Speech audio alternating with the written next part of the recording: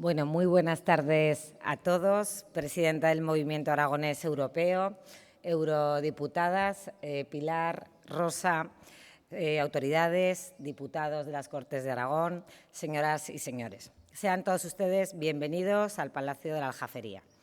Vivimos tiempos de notable complejidad en los que guerras, conflictos y diversas amenazas tratan de poner en cuestión aquello que somos y cuánto Europa ha sido capaz de edificar a lo largo de las últimas décadas.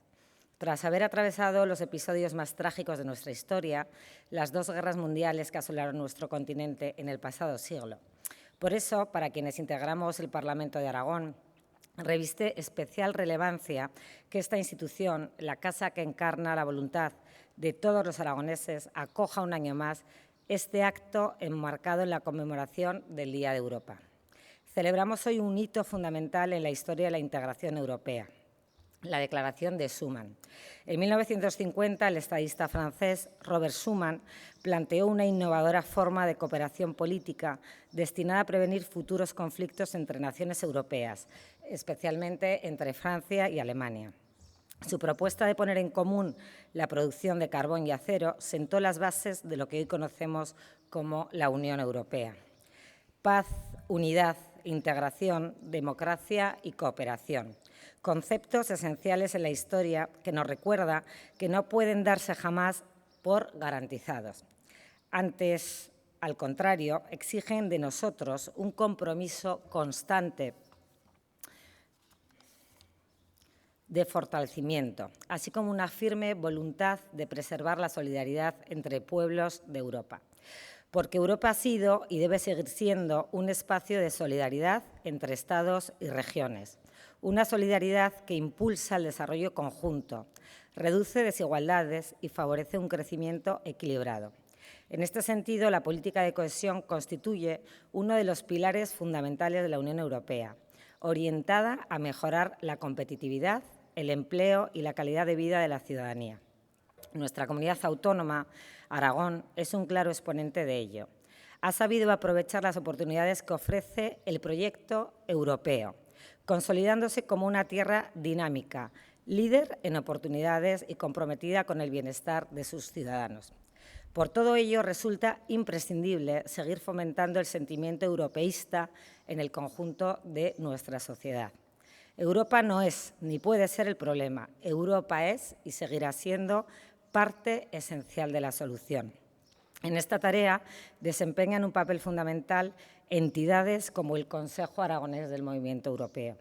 Su labor en la difusión de los valores europeos en el ámbito autonómico, en la promoción de la educación cívica, especialmente entre los más jóvenes, en la conexión entre las instituciones europeas y la sociedad civil, así como en la generación de espacios plurales de reflexión sobre el futuro de Europa, constituye una herramienta esencial para fortalecer la identidad y el conocimiento de nuestra Unión Europea. Permíteme concluir retomando la idea inicial. Vivimos en tiempos de incertidumbre, pero estoy firmemente convencida de que nuestro marco de convivencia europea representa, sí, la mejor garantía para afrontar con éxito desafíos presentes y ofrecer respuestas eficaces y solidarias para todos nuestros ciudadanos. Muchísimas gracias y bienvenidos a todos a este palacio.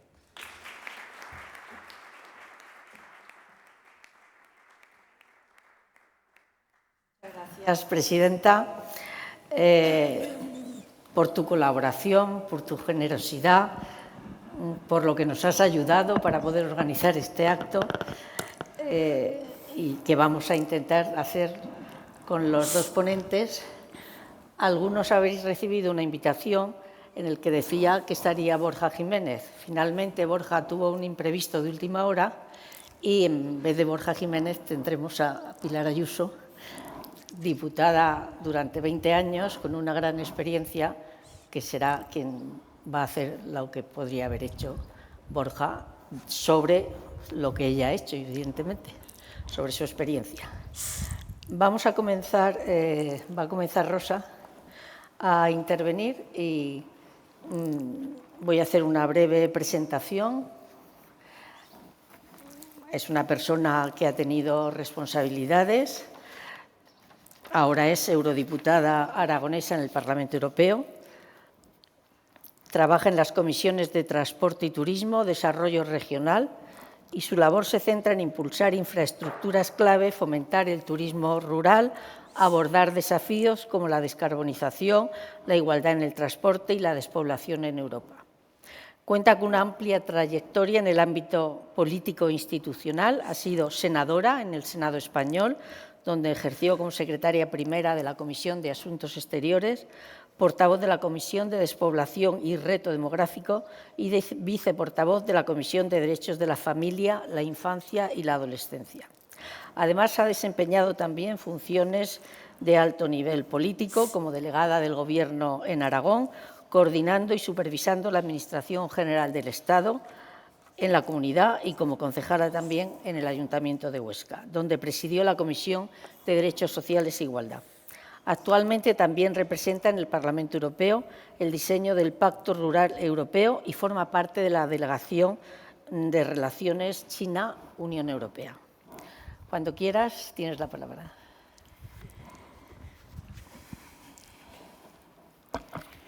Muchísimas gracias, presidenta, diputados de Cortes, resto de asistentes, pero me gustaría principalmente agradecer al Consejo Aragonés del Movimiento Europeo, primero por la iniciativa a crear este espacio y sobre todo también a la institución por permitir hacerlo aquí.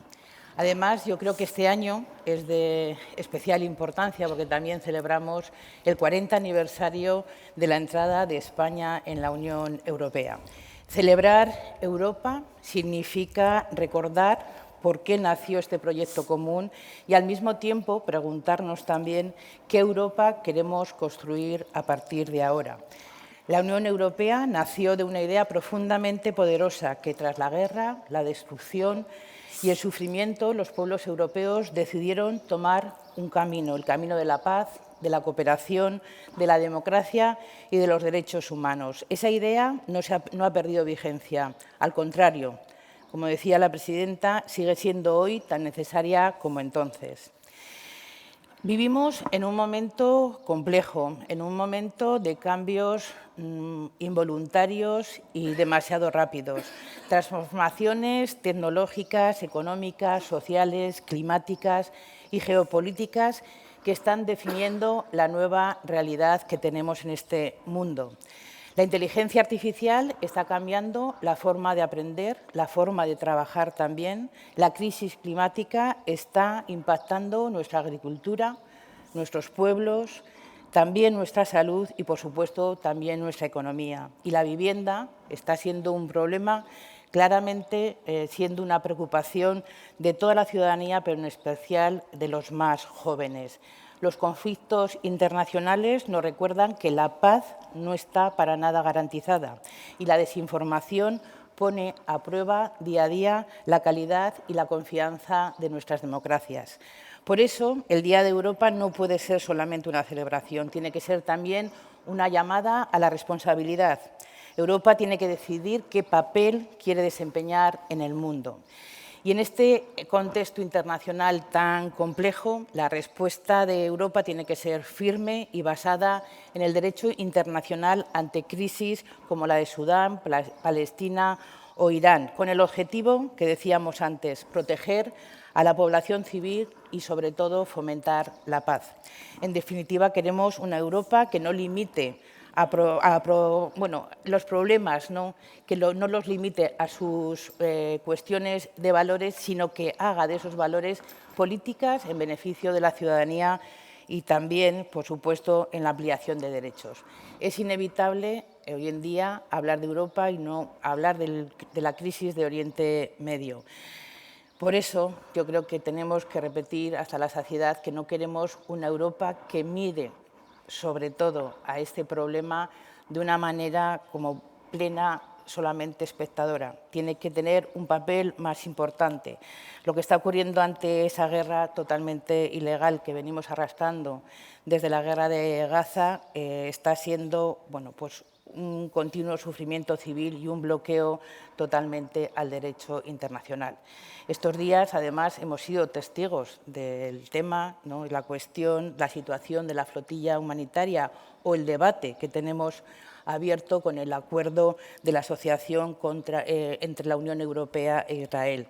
Eso nos hace hacernos una pregunta que a veces duele, pero que es necesaria, y que es ¿qué estamos haciendo en Europa frente a este problema que tenemos?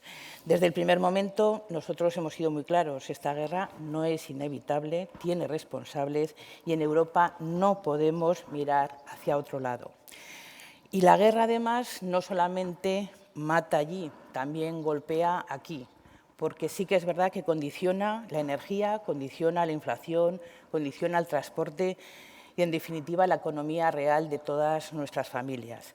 La dependencia que tenemos a los combustibles fósiles nos hace más débiles. Por eso es imprescindible reducir esa dependencia, acelerar el Pacto Verde para que tengamos más competitividad en la industria y, sobre todo, más seguridad energética. Somos un país, España es un país que apuesta por las renovables, y esto no es una apuesta medioambiental, es también una apuesta de la seguridad económica de todos los españoles. España ha estado más protegida frente a las subidas bruscas de precios energéticos derivadas de estos conflictos internacionales. Por eso, avanzar hacia esa transición sostenible no debe de verse como un coste, sino que tiene que ser una autonomía futura dentro de la estrategia europea.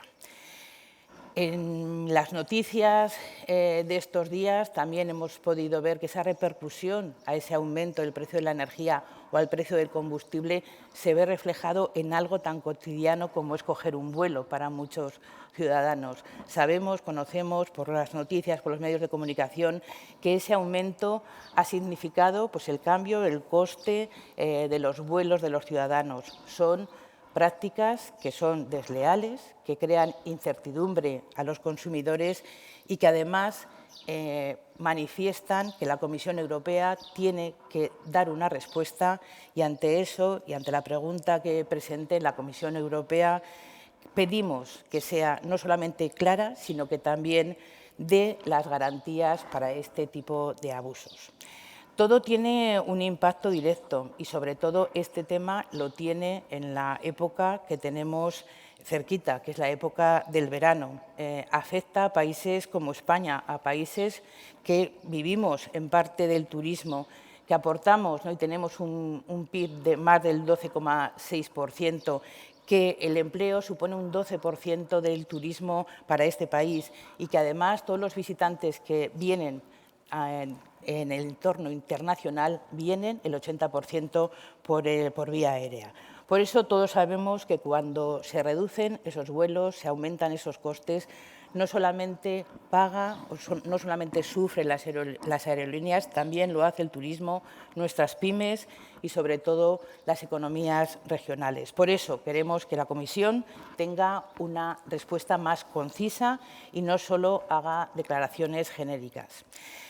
Yo creo que tenemos que hablar, creo que deberíamos de hablar del trabajo que hacemos, sobre todo en nuestro día a día como parlamentarios. En mi caso, bueno, pues trabajo en dos comisiones, la de Transporte y Turismo y en la Comisión de Desarrollo Regional. Y en la Comisión de Transporte también hacemos Europa, también hacemos Aragón, porque el transporte en nuestra comunidad autónoma es un sector muy importante, es un sector que emplea a más de 26.000 aragoneses y aragonesas. Nuestra comunidad aporta un 60% al PIB español en este sector y tiene una situación geográfica, la verdad es que privilegiada, pero no solamente a nivel nacional, también con respecto al hub logístico de Europa, con lo cual tenemos que seguir apostando, ¿no?, por este sector, por este privilegio y por el potencial que tenemos en nuestra comunidad autónoma. Y ese es el espíritu, ¿no?, que tenemos en el trabajo que los parlamentarios hacemos en Europa, alinear esas estrategias aragonesas con las europeas y viceversa. Y me encargo de un expediente muy importante para el sector de la logística, en concreto más para el sector del transporte, que es el dossier de pesos y dimensiones, porque nos entendamos, ¿no?, y sepamos lo relevante que es. España y Francia permiten el poder transportar en sus camiones 44 toneladas, pero se da la circunstancia que Francia a los camiones españoles solamente los permite pasar con 40 toneladas. Entonces, bueno, pues eso es un agravio, dijéramos, para el sector logístico, para el sector del transporte aquí en Aragón, y lo que estamos haciendo con esa normativa es cambiar esa legislación, armonizar, ¿no?, lo legislativo de esa norma. ¿Con qué pretexto? Bueno, pues porque tengan las mismas condiciones las empresas aragonesas que las empresas francesas, que tengamos más competitividad, que tengamos menos camiones en las carreteras, menos trayectos transportando la misma mercancía y, sobre todo, tener mayor seguridad al reducirse los camiones en las carreteras. Y también, en última instancia, porque todo tiene una repercusión en los ciudadanos, rebajar los costes que a la última persona, ¿no?, al consumidor puede acontecer. Por otro lado, queremos que Aragón también tenga las mejores infraestructuras. Por eso, desde la Comisión de Transporte y en estos momentos, además hace 2 semanas, preparamos todas las enmiendas que se presentan en el marco financiero para el transporte, el conocido CED, que seguro que lo conocéis por los medios de comunicación. Es el instrumento que ha permitido que Aragón tenga infraestructuras que nos posicionen en logística en los primeros puestos, como decía anteriormente, que nos ha beneficiado el corredor cantábrico, Canfranc, pero también plataformas como Plaza, Platea o también la terminal ferroviaria de Tamarite. En este proceso haré todo lo que sea posible para que se siga no solamente funcionando igual, sino mejorando, ¿no?, y aconteciendo todas las necesidades que como territorio y que el sector tenga en todo lo relacionado con el transporte. He presentado varias enmiendas, entre las cuales se encuentra el proyecto de la travesía central del Pirineo. Yo creo que es un proyecto que debe tener ya una situación más concreta. También he incorporado Zaragoza a la línea transfronteriza de Pau-Canfranc para que toda la línea internacional, incluidas actuaciones como Plaza, se puedan beneficiar de fondos europeos, y permitirme que también haya insistido por esos 33 kilómetros que tenemos pendientes todavía en la parte francesa para poder hacer una realidad el Canfranc. Yo creo que todos los aragoneses estamos ya inquietos, ¿no?, y no ha sido pues, por conversaciones que hayamos tenido con la parte francesa. Hace poquito, la semana pasada, yo tuve una reunión con el que ahora se hace cargo del corredor atlántico y allí, bueno, quise tener la oportunidad para recordarle, ¿no?, que nos hacían falta esos 33 kilómetros de la línea del Canfranc.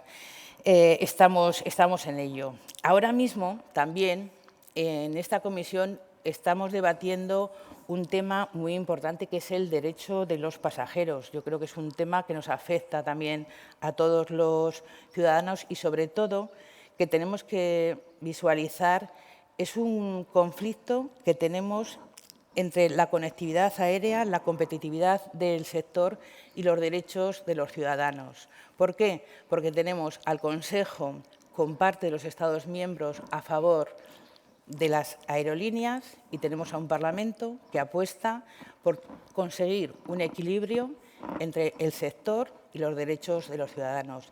Ese debería de ser el trabajo de todo parlamentario, el deberse a las personas a las que representamos, pero sin olvidarnos también del sector. Pero, insisto, hay una parte del Consejo y una parte de los Estados miembros que apuestan más por la defensa de las aerolíneas. Lo dejamos claro, queremos esa protección real y clara y efectiva de los ciudadanos, pero también, como decía, buscando ese equilibrio que haga que nuestras empresas y las aerolíneas incluidas tengan también la competitividad que les corresponde y por la que trabajan. Desde mi labor en la Comisión de Desarrollo Regional, la verdad es que estoy francamente preocupada por la cohesión, por el papel de las regiones y el enfoque territorial que se le ha dado en el anuncio que, como todos sabéis, se produjo en verano por parte de la Comisión y ese cambio en la estructura del próximo marco financiero plurianual. Estamos preocupados, estoy preocupada, porque se plantea sustituir unos fondos de cohesión por unos planes nacionales. Vamos a un plan único.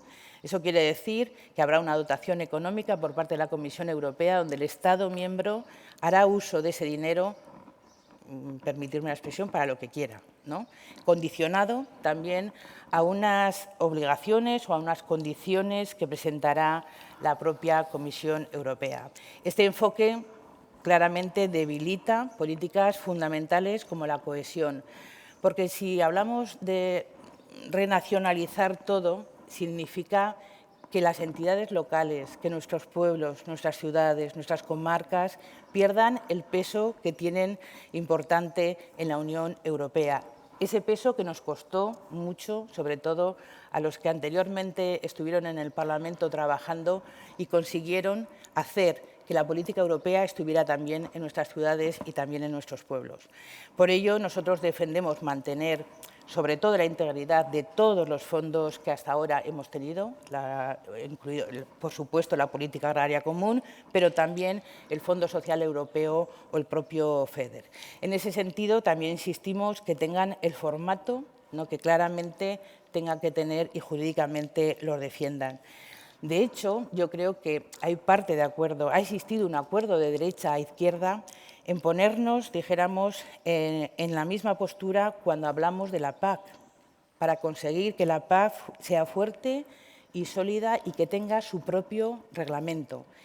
Pero no tenemos el mismo acuerdo, y no se ha manifestado, dijéramos, hasta la hora, para defender los fondos de cohesión, para defender el FEDER. Por eso yo a veces me hago la pregunta, ¿no?, a los que dicen que les preocupa mucho el campo, ¿no?, hay que decirles que se olvidan de defenderlo cuando no están defendiendo los fondos que han modernizado nuestros regadíos, los fondos que han mejorado nuestras carreteras, nuestros centros educativos, nuestros centros sanitarios, nuestra economía. Por eso yo creo que hoy, celebrando el Día de Europa, tenemos que llamar a todos a la responsabilidad y al avance de la comunidad autónoma que nos encontramos. Desde esta comisión y desde el papel que, como decía, de representante del Pacto Rural, trabajaré, lógicamente, por los intereses de Aragón de una manera que refleje, sobre todo, la realidad que tienen nuestros pueblos. Que volvamos o mantengamos, mejor dicho, que la política local, que la política de las zonas rurales esté en el corazón de Europa. Y para acabar ya, porque yo creo que lo interesante es el debate, lógicamente sí que me gustaría decir que al margen de todo este trabajo legislativo que hacemos desde mi condición de eurodiputada, tengo que decir que es importante también hacer un trabajo de acercar Europa a la ciudadanía. Por eso es importante el trabajo que hace el Consejo y por eso es importante el concurso que anualmente vengo organizando con las escuelas embajadoras. ¿Por qué? Porque son los jóvenes los que tienen que estudiar, que tienen que formarse, tienen que empezar a interesarse por los problemas que tiene la ciudadanía, tienen que empezar a interesarse por el mundo que nos rodea y, por supuesto, porque son ellos los que van a elegir, esa generación será la que elija qué Europa queremos en el futuro. Muchas gracias.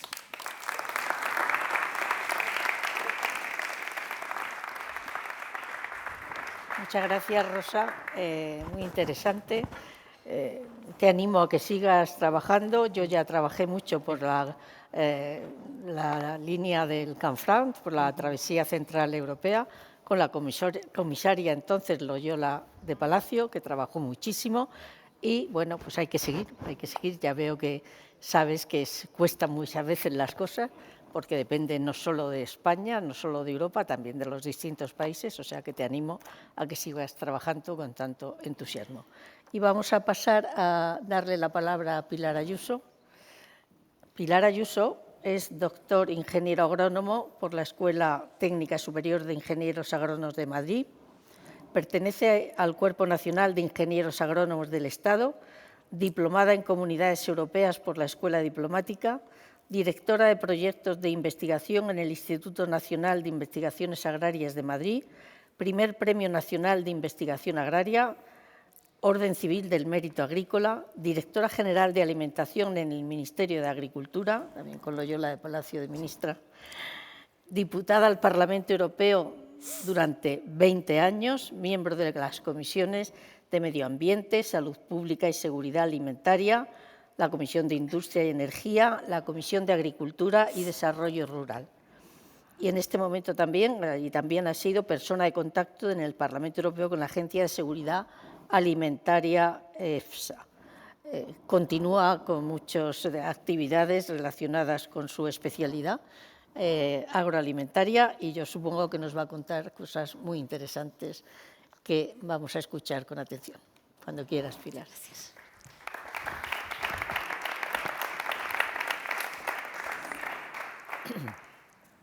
Buenas tardes a todos, presidenta de las Cortes.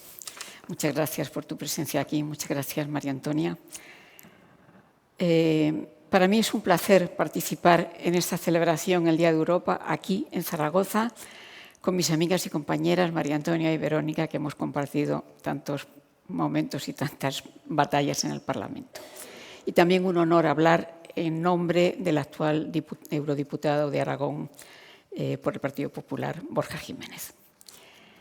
Yo les voy a hablar en general de la Unión Europea. Luego, si quieren, en el debate entramos en temas de lo que yo he trabajado, política alimentaria, política agraria, medio ambiente, en fin. El 9 de mayo, como me han dicho la presidenta, se conmemora la Declaración de Schuman y por eso es el Día de Europa. El Día de Europa se estableció hace 40 años, pero es por ese motivo. Fue el germen del proyecto europeo y de lo que hoy conocemos como Unión Europea. Aquel discurso se pronunció en una Europa devastada por la guerra, que no se resignaba a repetir su historia. Se hicieron propuestas de corte económico, pero sobre todo se apostó por continuar una Europa donde la guerra, construir una Europa donde la guerra dejara de ser posible a base de principios políticos y morales. Hablar de Europa es hablar de un espacio de libertad, de democracia, de derechos y de cooperación entre pueblos que durante muchos siglos han estado enfrentados. Pero nada de esto surgió de la nada, ni automáticamente. La Unión Europea es el resultado de décadas de trabajo, de acuerdos, de cesiones, de dificultades y de una visión de futuro. Y para hablar de Europa hoy me gustaría recordar brevemente 5 cuestiones. Los inicios y principios del proyecto europeo, los padres fundadores, que es muy importante, las principales instituciones europeas, las sucesivas ampliaciones que ha habido, los principales tratados, que son como la Constitución Europea, luego hablar de los hitos más importantes que hemos tenido para la construcción europea, que es el mercado único y la instauración del euro. En 1951 se creó la Comunidad del Carbón y del Acero formada por 6 países. Bueno, primero, como hemos dicho, el nacimiento de Europa unida debemos situarlo en el contexto de la posguerra. Los líderes europeos comprendieron entonces que el viejo modelo basado en los enfrentamientos entre las naciones europeas no podía seguir así. La idea era sencilla: si los países europeos comparten intereses económicos y políticos, sería más fácil estar unidos y no enfrentarse militarmente. Por eso el primer paso no fue crear una unión política completa, sino integrar sectores estratégicos. Y en 1951 se creó la Comunidad del Carbón y del Acero, que es el germen de la Unión Europea. La formaron 6 países que habían participado en la guerra: Francia, Alemania Occidental, Italia, Bélgica, Países Bajos y Luxemburgo. El carbón y el acero eran fundamental para fabricar el armamento, por eso se empezó por ellos. Y poner esa producción bajo todos en común evitaba que algo materialmente para hacer guerra fuese muy difícil de obtener uno a uno.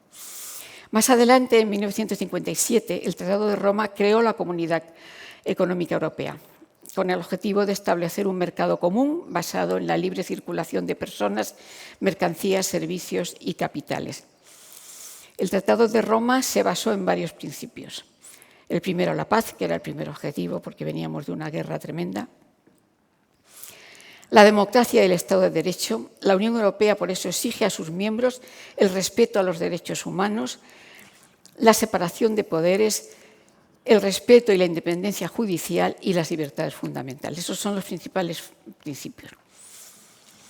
También fue el principio de la solidaridad, porque es un mercado económico, también es un proyecto de cooperación y los fondos europeos han desarrollado, como ya se ha dicho aquí, han desarrollado las regiones europeas menos favorecidas.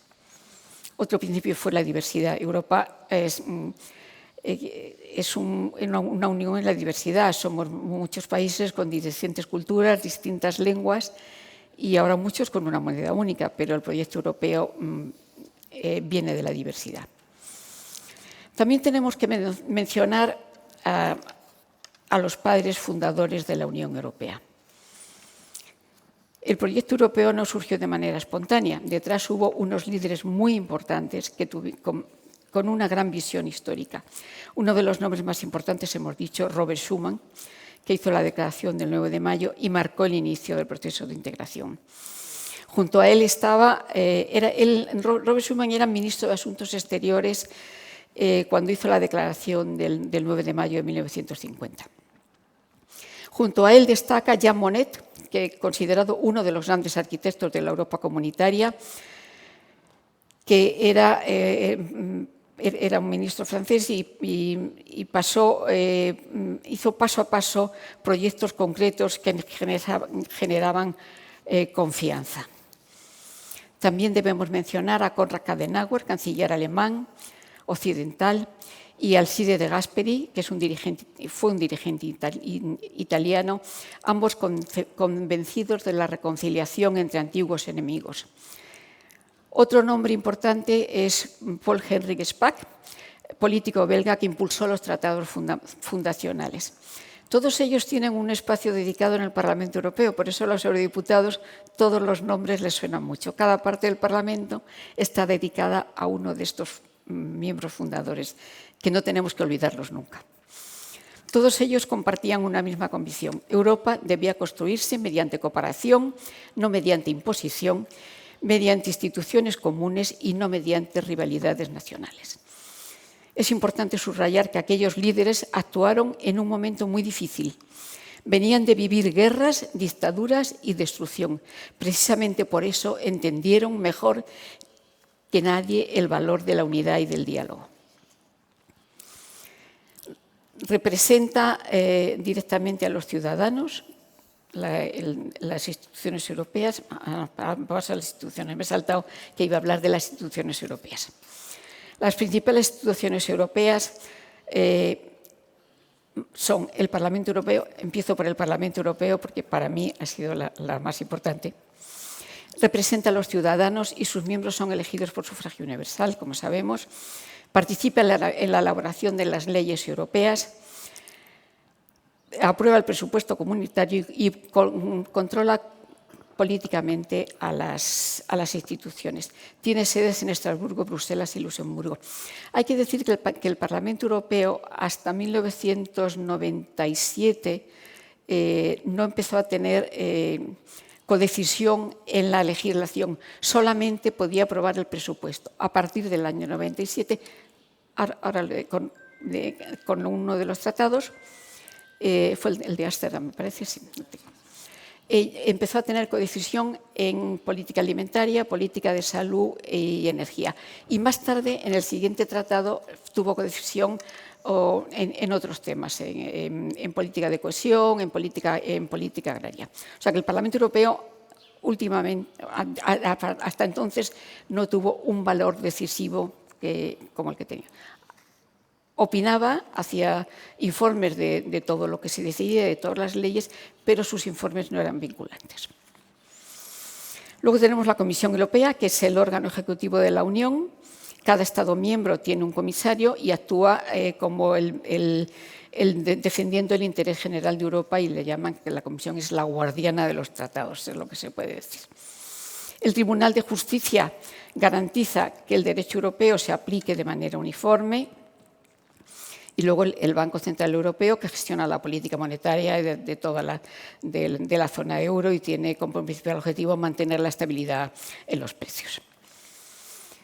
Y ahora voy a hablarle de las sucesivas ampliaciones. Hemos dicho que la Unión Europea empezó con 6 países y hoy cuenta con 27 miembros. Las ampliaciones han sido una de las grandes transformaciones del proyecto europeo. En el 73 se incorporaron el Reino Unido, Irlanda y Dinamarca. Y a continuación, ya 7 años después, en 1986, se incorporaron Grecia, España y Portugal. Y entonces ya la Unión se amplió hacia el Mediterráneo. Después, con la caída del muro de Berlín, se incorporó la otra Alemania, la República Federal Alemana, que no era parte de la Unión Europea. Y la gran ampliación tuvo lugar en el 2004. Ya después de entrar primero la República Federal Alemana, entraron los 10 nuevos países, entre ellos Polonia, Hungría, República Checa, países bálticos, y posteriormente se unieron Bulgaria, Rumanía y Croacia. Estas ampliaciones han tenido la gran ventaja de que el mercado se amplió, se extendió la estabilidad democrática a todos estos países que estaban bajo el yugo ruso, se aumentó el mercado común y favorecieron la movilidad de estudiantes, de personas y de todo. Pero fue muy difícil. Fue muy difícil porque venían de diferentes economías, de otro estilo de economía. Era una dictadura bastante más tremenda que la que la habíamos tenido en España o Portugal, porque era una dictadura comunista. Y había debates sobre inmigración y fronteras, y hubo necesidad de reformar las instituciones para que entraran en estos países. Y también yo tengo que decir que, así como a los anteriores se les exigió muchísimo para entrar, a estos se entraron con la manga muy ancha, y de eso luego han venido otros problemas, pero había un interés grande por parte de la Unión Europea de que se ampliase con todos los países del este. Bueno, hemos tenido, luego la salida del Reino Unido del 2020, conocida como el Brexit, que fue un momento especialmente importante, y fue la primera vez que un Estado miembro dejó la Unión Europea. Creo que se han arrepentido, pero así es. Los principales tratados, he dicho que también iba a hablar de ellos, son el equivalente a la Constitución Europea. Hubo unos años un debate en el que participó mucho nuestro compañero Íñigo Méndez de Vigo, en que se pretendió hacer una Constitución Europea, pero no se consiguió. Entonces seguimos con los tratados que son el equivalente a la Constitución Europea. El primero fue el Tratado de Roma, como he dicho, que firmaron los 6 países fundamentales. Su objetivo era establecer un mercado común y favorecer la integración económica y, sobre todo, tener otro sentido en Europa de cooperación y no de guerra. Sentó las bases de las actuales políticas europeas. En 1986 fue el Acta Única Europea, que impulsó la creación definitiva del mercado único europeo. Y esto nos permite la libre circulación de mercancías, de personas, etc. El Tratado de Maastricht en 1992, que ya nos suena más cerca, ya supuso la creación de la Unión Europea, porque entonces era Comunidad Económica Europea. A partir de entonces empezamos a llamarlos Unión Europea, y estableció ya las bases para la moneda única del euro. Introdujo el concepto de ciudadano europeo, permitió a los ciudadanos disfrutar de nuevos derechos políticos y la movilidad dentro de la Unión, que es importante. Pues cualquier profesional español se va a trabajar a donde sea sin ningún problema, y claro, eso facilita mucho la movilidad económica. El Tratado de Ámsterdam fue en 1997, que fue el que le empezó a dar poderes al Parlamento Europeo, amplió las competencias y, sobre todo eso, el Parlamento Europeo. Para el Parlamento Europeo fue fundamental porque es que hasta entonces solamente podía aprobar los presupuestos. Todos estos tratados muestran que la Unión Europea es una construcción dinámica a los cambios políticos, económicos y sociales. Bueno, el último fue el Tratado de Lisboa, el Tratado de Niza y el Tratado de Lisboa son los últimos. El Tratado de Niza amplió más, fue el que preparó la ampliación de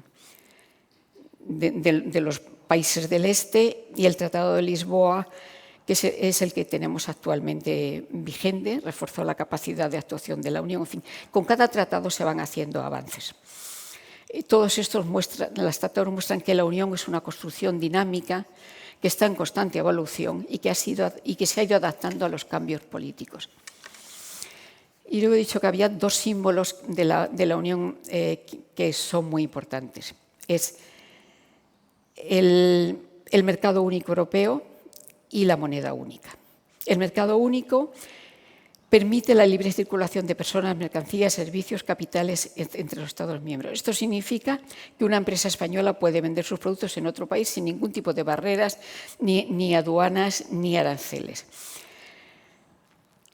O que un Estado miembro puede desarrollar su carrera profesional en cualquier lugar de Europa. El mercado único ha favorecido el crecimiento económico, la competencia, la innovación, la creación de empleo y la reducción de costes para las empresas europeas.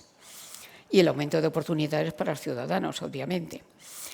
Y además se ha convertido a la Unión Europea en uno de los mayores espacios económicos del mundo. Naturalmente, mantener un mercado único entre tantos países exige coordinación, exige normas compartidas y no es fácil. A veces genera debates entre regulación o soberanía económica, pero el balance en general podemos decir que es positivo. Y el euro es otro gran símbolo de la integración europea. Está utilizado actualmente en 20 países. Creo que últimamente iba a entrar Croacia en el euro. La moneda única nació oficialmente en 1999, pero al principio era solamente para transacciones financieras y en el 2002 ya todos teníamos el euro, andábamos con la calculadora, cuánto eran las tantas pesetas, tantos euros, eso ya desapareció. Ya no nos acordamos de las pesetas. El euro ha facilitado el comercio, los viajes, las inversiones dentro de Europa, ha eliminado los costes de cambio, apostando por la estabilidad monetaria, y también ha reforzado el peso internacional de Europa en la economía mundial. Sin embargo, compartir una moneda entre economías diferentes también implica desafíos. La crisis financiera de 2008 causó muchos quebraderos de cabeza y con la deuda posterior que tuvimos, y mostraron la necesidad de una mayor coordinación económica y fiscal entre los países de la zona euro, y creo que están trabajando en ello.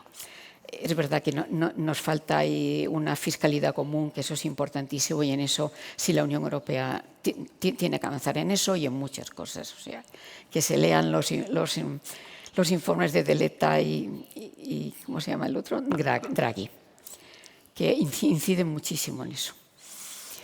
Hombre, se han hecho muchas cosas, pero faltan muchas. Y la situación actual de la Unión Europea, pues actualmente afronta unos retos muy importantes. Tú has hablado algo de ello. Tenemos la guerra de Ucrania, que ha obligado a Europa a reforzar su coordinación en materia de defensa, energía y en política interior. Y además nos ha recordado que la paz nunca se puede dar por garantizada. Estábamos tan tranquilos y Europa vivía en el mundo woke que dicen, pero se nos acabó. También la transición energética y climática. Europa quiere liderar, y de hecho lo está liderando, la lucha contra el cambio climático mediante el llamado Pacto Verde, que el Pacto Verde no es ninguna ley, el Pacto Verde es una estrategia y un paraguas que inspira políticas y inspira legislación. La transición y la transformación digital es otro reto que tenemos. La competencia tecnológica mundial obliga a Europa a invertir más en innovación. Tiene que hacerlo porque si no, Estados Unidos y India y China nos adelantan. En eso, como yo digo, tiene que ponerse las pilas. Tenemos también algo reciente como otro reto, que son los movimientos populistas y euroescépticos. En varios países han crecido fuerzas políticas críticas con la Unión Europea, fruto de un movimiento populista, y es el Brexit, claramente. Tiene también el reto de la inmigración, que es la gestión de las fronteras exteriores y de los flujos migratorios, sigue siendo uno de los debates más importantes dentro de la Unión Europea. Y bueno, creo que esos son los retos más importantes que tiene la Unión Europea ahora mismo. Y para España, para España el balance es muy positivo. Para España, desde 1986, el cambio ha sido espectacular. Fue un momento histórico. Después de unas décadas de aislamiento internacional por la dictadura, la incorporación europea significó consolidación democrática, modernización económica, apertura internacional, desarrollo de infraestructuras, acceso a los fondos europeos. Bueno, pues se ha hablado de carreteras, ferroviarias, etcétera. El cambio ha sido tremendo. España también ha desarrollado un papel importante. España ha impulsado las políticas mediterráneas, ha defendido la cohesión social y ha participado en proyectos de integración y ha apoyado el fortalecimiento de la ciudadanía europea. Por supuesto, también existen debates y existen críticas. Algunos sectores consideran que determinadas normas europeas limitan las decisiones nacionales. Otros critican la burocracia comunitaria, que es verdad que la hay, y otras políticas económicas aplicadas durante los periodos de crisis. Pero en términos generales, la pertenencia a la Unión Europea ha sido extraordinariamente positiva para España. La Europa de hoy no es perfecta, ninguna construcción política lo es, pero ofrece algo muy valioso: estabilidad, cooperación y un marco de derechos. Y como conclusión me van a permitir una reflexión. Celebrar el Día de Europa es recordar que la paz, la libertad y la democracia no se heredan, ni se garantizan, que son conquistas políticas que estamos obligados a mantener y a mejorar. En un mundo marcado por las tensiones geopolíticas, guerras, desinformación y polarización, Europa representa la idea de que países distintos pueden cooperar, respetarse y mantener la democracia y la dignidad humana. Las generaciones que construyeron Europa después de la Segunda Guerra Mundial sabían perfectamente lo que estaba en juego. Habían conocido el horror de la guerra y quisieron dejar a sus hijos un continente más pacífico, más unido.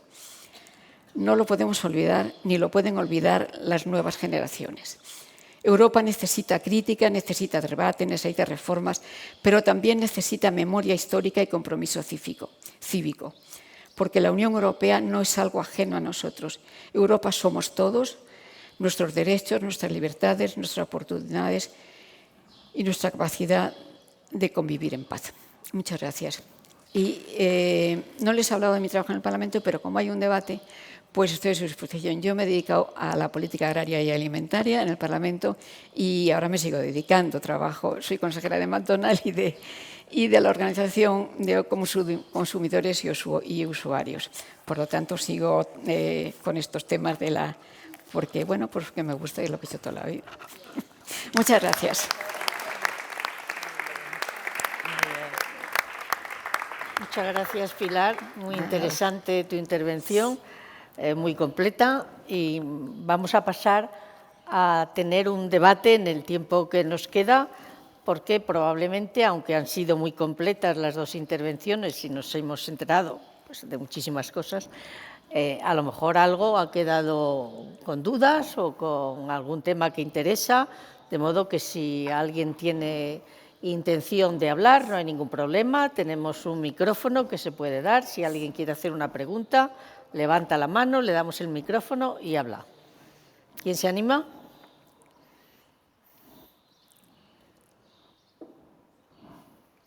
No me lo puedo creer. Aquí, Felipe. Espera, que te traen el micro. Beatriz, por favor. Bueno, primero agradezco a las dos ponentes sus intervenciones y le voy a pedir a la señora Ayuso a la eurodiputada Ayuso ayuda. Ayuda. Le voy a plantear un escenario.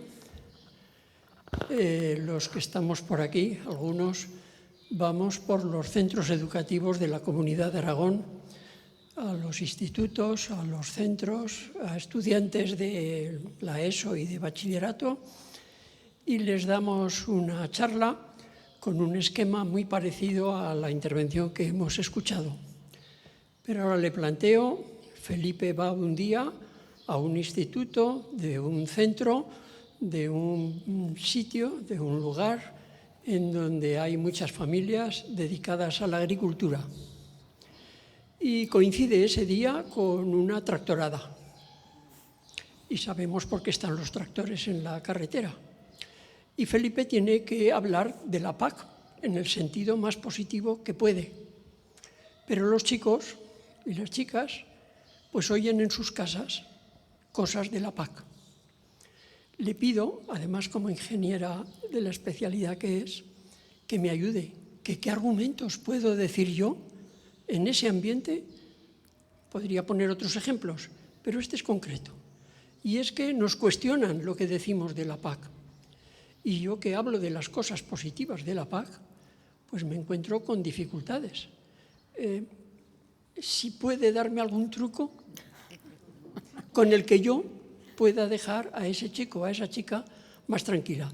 Y relacionada con este tema, ¿qué les puedo decir del acuerdo con Mercosur?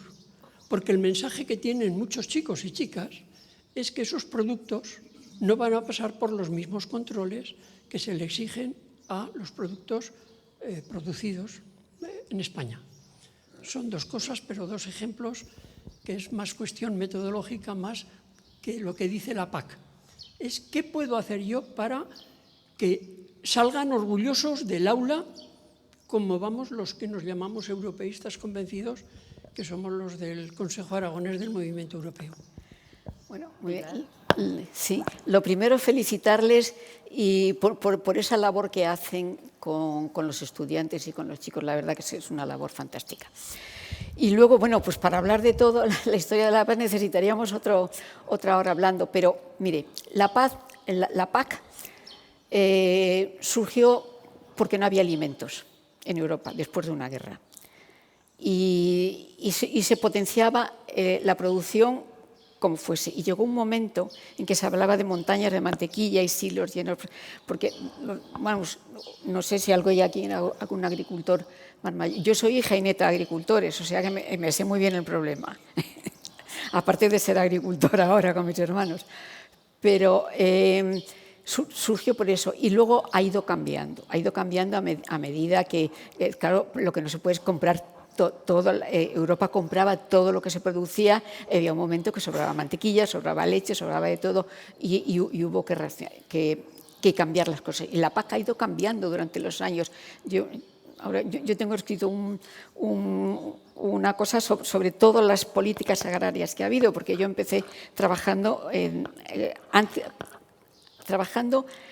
estudiando el ingreso de España en la Unión Europea, cómo iba a ser la PAC. O sea, para mí la PAC es eso. Pero mire, les tiene que decir que gracias a la PAC tenemos una agricultura moderna, que hemos llegado hasta aquí, que gracias a la PAC se ha tenido dinero para poder modernizar el campo, que el dinero de la PAC va a seguir. Es cierto y verdad, como ha explicado ella, que está difícil, pero los eurodiputados actuales están luchando a brazo partido porque el dinero de la PAC siga como política agraria común y no se diluya con otros fondos europeos, aunque se rebaje.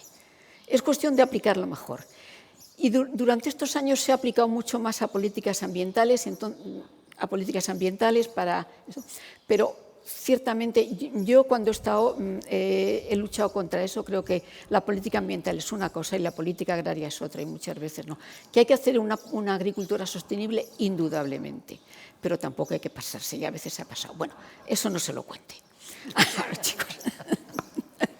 Pero sí, la PAC nos ha ayudado a hacer una agricultura mucho más sostenible.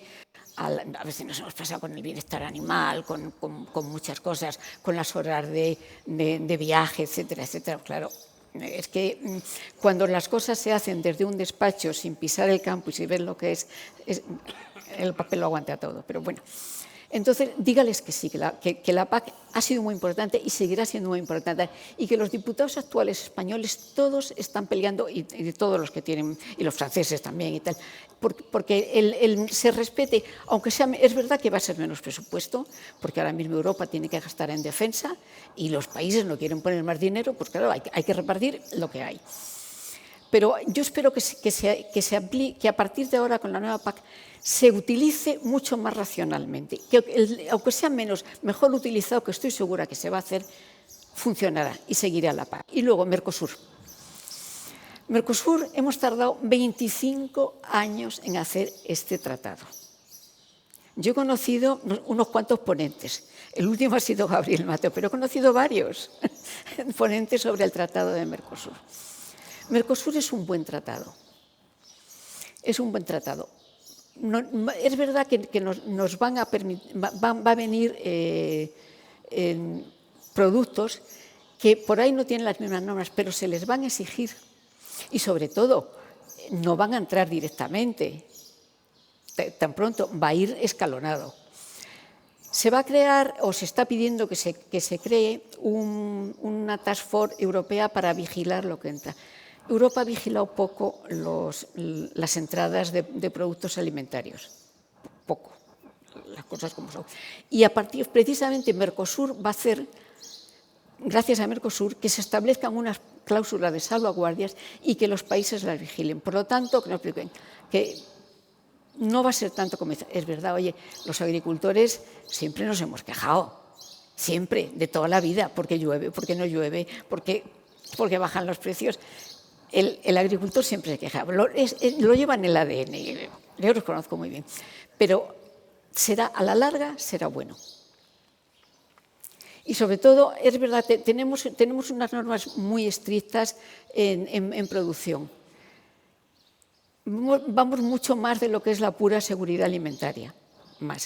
Tenemos prohibidos algunos productos fitosanitarios que no tenían por qué estar prohibidos. El glifosato, por ejemplo, la dosis que se usa y demás, no es cancerígeno. Pero claro, tenemos unos grupos ecologistas, que son los que tienen la culpa. Dentro hay grupos ecologistas buenos, pero hay algunos que son muy indocumentados, claro, y que le meten un miedo a la gente horrible. Porque, por ejemplo, hicieron una encuesta para el glifosato que decían que era cancerígeno y tal. No se ha podido demostrar científicamente, pero claro, preguntan a un señor en la Plaza de Cibeles de Madrid o aquí en la Plaza del Pilar, mire usted, esto es cancerígeno, ¿quiere usted que lo prohíban? Pues sí, que lo prohíban, y salió la encuesta de que tenían que prohibirlo. Y yo espero que precisamente por las crisis que tenemos empecemos a ser también más racionales. Lo que hay que prohibir se prohíbe, el DDT se prohibió, punto, con toda la razón del mundo. Pero hay fitosanitarios que no es necesario prohibirlos. Entonces, usted dígale que tengan esperanza, oye, aquí, hombre, algunas explotaciones agrarias se han cerrado. Que el problema real de la agricultura es la renovación, porque es que todos somos ya muy mayores los que estamos en el sector agrario. Es la renovación, y lo que tienen que hacer es animarse, porque hoy, con las nuevas tecnologías, con la inteligencia artificial, pero es que la agricultura cambió totalmente y está cambiando.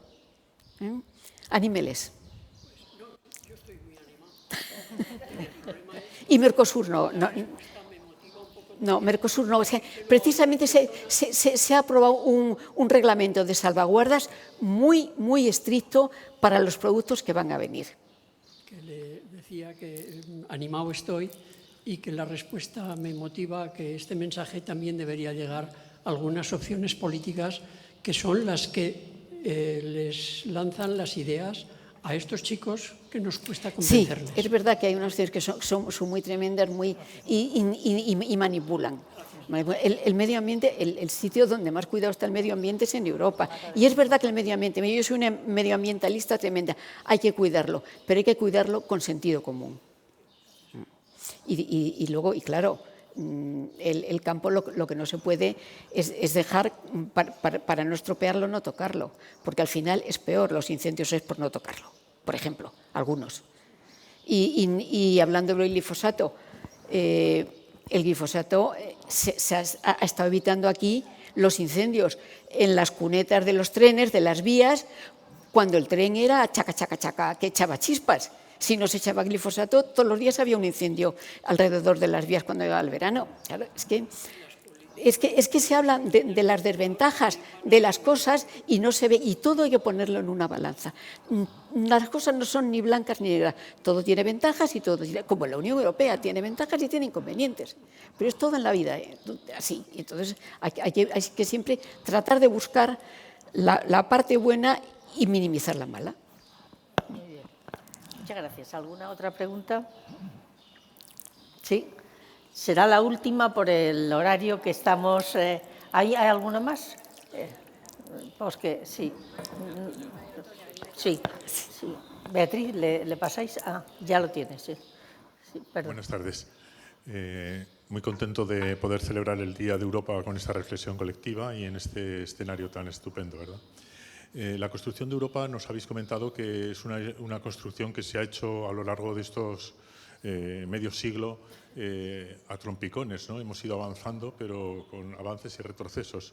Pero hemos llegado a una situación en la que, como apuntabas, Pilar, realmente es muy positiva, ¿no? En el sentido de que Europa, los ciudadanos europeos han construido un modelo social que es ejemplo en el mundo, ¿no? Y en este sentido la fortaleza de nuestra identidad como europeos es justamente este modelo del estado del bienestar, ¿no? Del que no se dispone en otras zonas del mundo, ¿no? Claro, llegar a esta situación realmente es un objetivo que ha sido complicado, ¿no? Porque partíamos de una situación en la que surgíamos de una guerra mundial, donde de los destrozos de Europa, pues los resultados de esa guerra posibilitó que los viejos enemigos europeos se unieran en este proyecto colectivo, ¿no? Claro, pero hemos vivido durante todos estos años en una cierta dependencia del amigo americano, ¿no?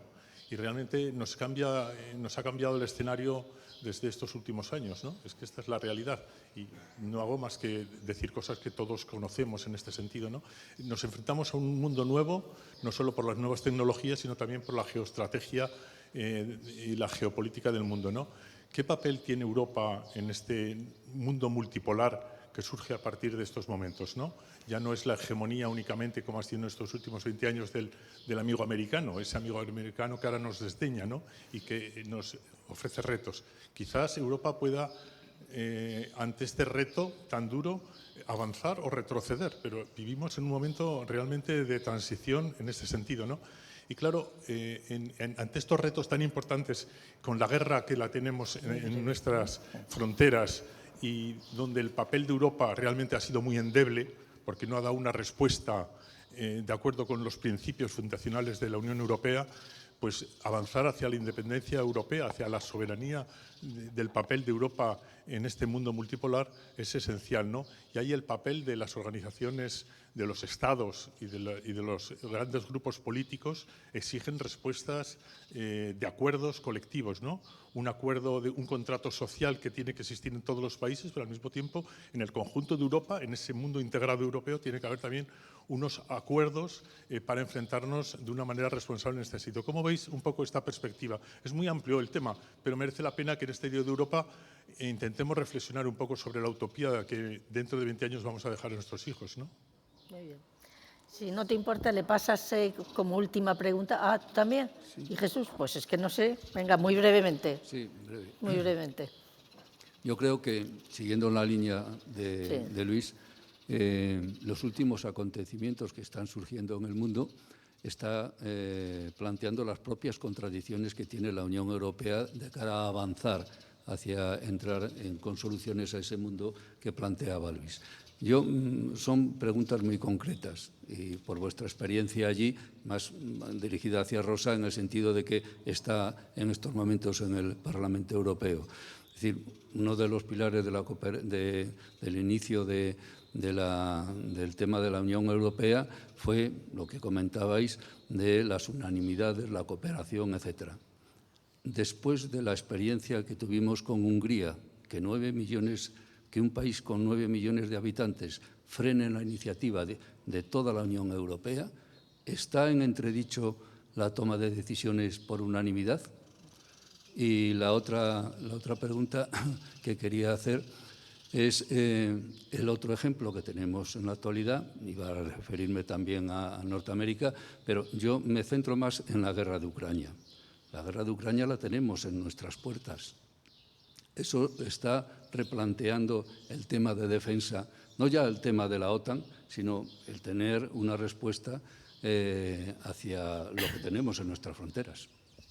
Dale a Jesús y así luego al final se hace todo conjuntamente y vamos más rápidos. No, yo dos cuestiones o dos reflexiones. La primera de ellas es, la Unión Europea surge como una respuesta a las dos malditas guerras, pero al mismo tiempo también por una apuesta de un movimiento político en aquel momento muy importante en Europa, que fue la democracia cristiana.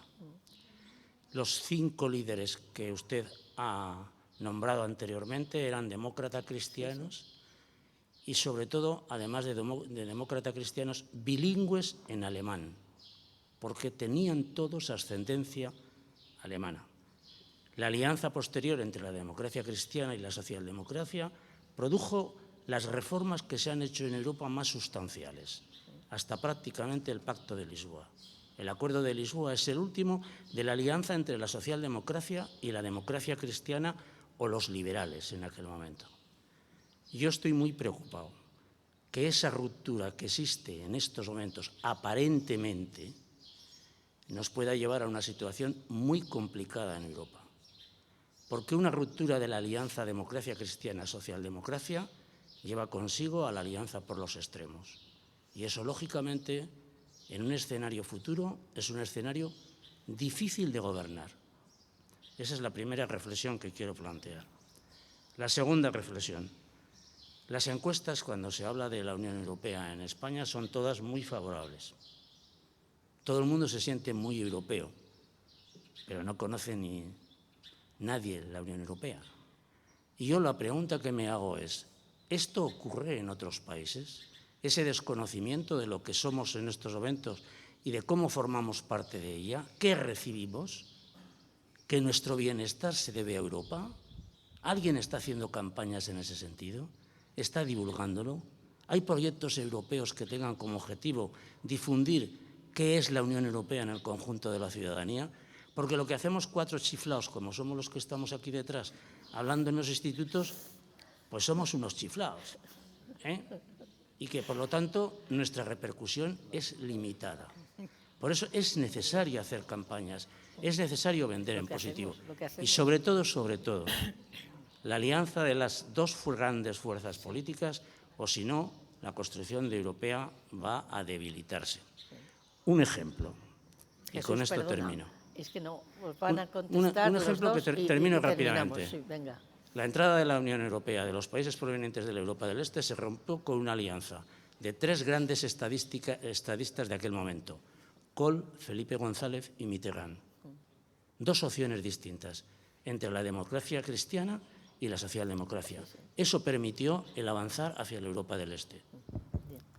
Si quieres tú, que te han preguntado, y a continuación, Pilar, brevemente, por favor, las dos. Sí. Bueno, la verdad es que es difícil. Me gustaría que nos quedáramos aquí una hora más, pero no podemos. Las 3 preguntas son importantes. No, yo ahora que protocolo no me ve, he tenido un fallo de protocolo que ha sido, les he saludado a todos ustedes y me he dejado a la subdelegada del Gobierno que no la he saludado, y aprovecho esta intervención para saludarte, Noelia. Creo que las 3 intervenciones, la última reflexión la compartimos. Me voy a centrar sobre todo en la pregunta de Carlos, ¿no? Es cierto, y voy a ir al grano por la brevedad que me pide la presidenta. Yo creo que es cierto que ahora mismo el sistema de voto en el Consejo bloquea, ¿no? O sea, hace todo lo contrario, ¿no?, del fundamento, que creo que es el artículo 268, que es el que recoge el funcionamiento del Consejo, el que pretendía inicialmente. O sea, ese esa votación se construyó, dijéramos, para que fuera una fórmula de consenso y las políticas han cambiado, la situación geopolítica ha cambiado, el espíritu de los miembros que representa el Consejo ha cambiado. Entonces necesitamos, y en algún aspecto ya se ha hecho, cambiar, dijéramos, esa unanimidad que para cuestiones importantes como es, por ejemplo, los asuntos exteriores o la seguridad se utiliza, que es el voto por unanimidad, cambiarlo a esa mayoría cualificada o a esa mayoría cualificada reforzada que exige solamente que, bueno, pues creo que, si no me equivoco, son 15 países de 27 los que tienen que votar a favor y que el resto, y sobre todo el total, esté representando un 65% de la población europea. Es cierto que tenemos que cambiar como cambiamos, ¿no?, en otras legislaciones y en otras normativas. Y eso es otra de las cosas que hay que cambiar. Y es otra de las cosas que el Gobierno de España recientemente ha solicitado, que es romper el acuerdo que tenemos en estos momentos con Israel y que pedimos que se rompa, dijéramos, esa unanimidad para que sean los Estados miembros los que voten, ¿no?, concienciamente. Es muy triste, ¿no?, que a veces, y lo hilo a la última intervención, a la última reflexión, es cierto, ¿no?, que todo el progreso de la Unión Europea, como yo creo que lo podríamos aplicar también en España, todos los progresos importantes han surgido de un acuerdo entre fuerzas políticas muy distintas, muy distintas. Hace falta ese consenso, ¿no?, que siga reinando ese consenso. No, los acuerdos y el progreso bueno no ha venido de guerras, ¿no?, han venido de acuerdos de organizaciones políticas bien diferentes. Y con respecto a la primera, bueno, pues totalmente de acuerdo. Yo he dicho en mi intervención que a veces nos hacemos esa pregunta incómoda pero necesaria de qué queremos de Europa o qué está haciendo Europa. La respuesta de Europa ante acuerdos con Estados Unidos o ante su posición en las guerras ha sido muy floja, por no utilizar otra palabra. Entonces yo creo que Europa tiene que estar presionada por los Estados miembros, por los parlamentarios que estamos allí y exigimos una respuesta fuerte, porque tiene que ser fiel sobre todo al derecho internacional y sobre todo, ¿no?, el compromiso con la Carta de las Naciones Unidas. Pero no es responsabilidad de la Comisión, es responsabilidad de todos los Estados que componen, dijéramos, el Consejo, que es donde se decide. Y, por supuesto, totalmente a favor que se cambie ese sistema de votación, sobre todo para cuestiones tan importantes como es la política exterior y también la política de seguridad.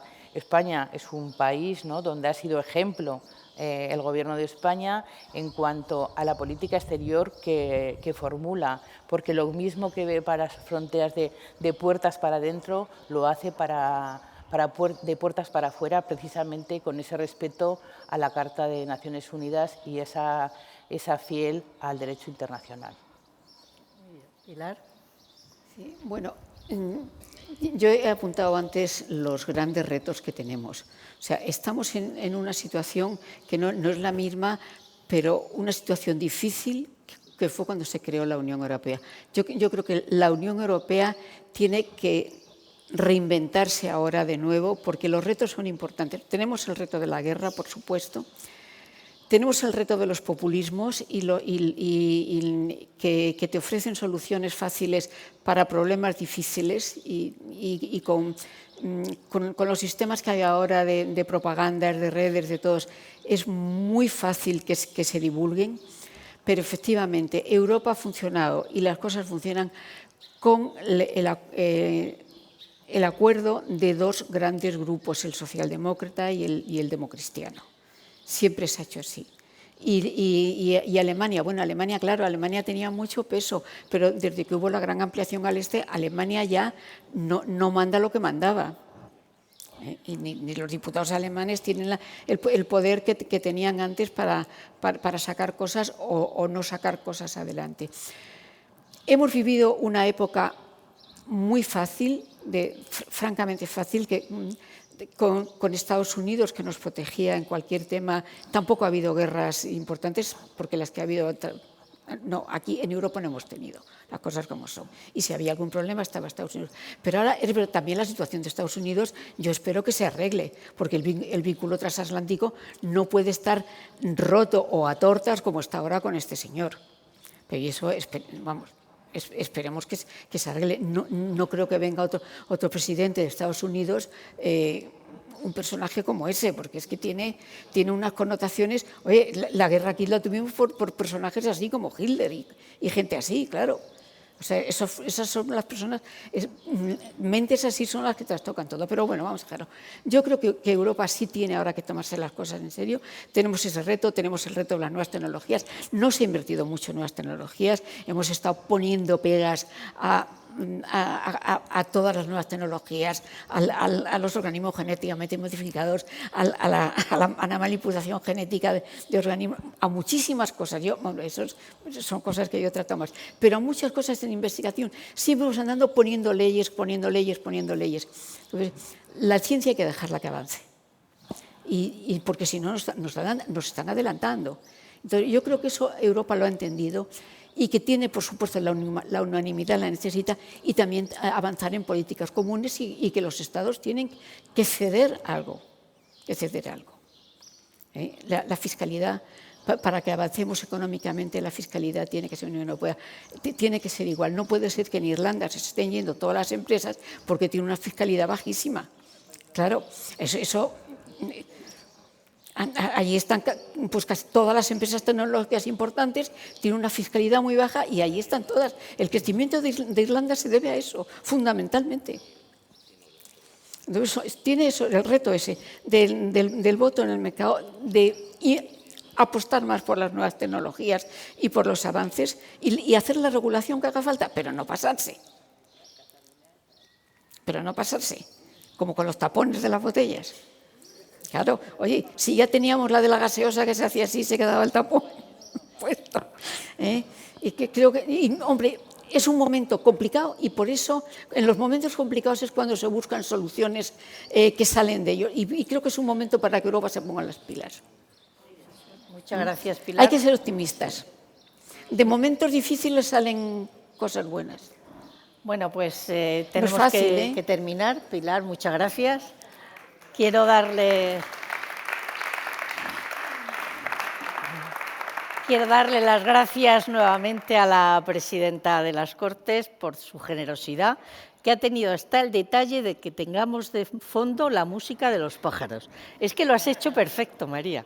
Realmente, muchas gracias por todo. Muchas gracias a Pilar y a Rosa por su intervención interesante, magnífica, que supongo que nos ha gustado a todos, y a todos ustedes por su presencia en este acto el Día de Europa. Pero ya les digo que nosotros seguiremos hablando de Europa. Gracias.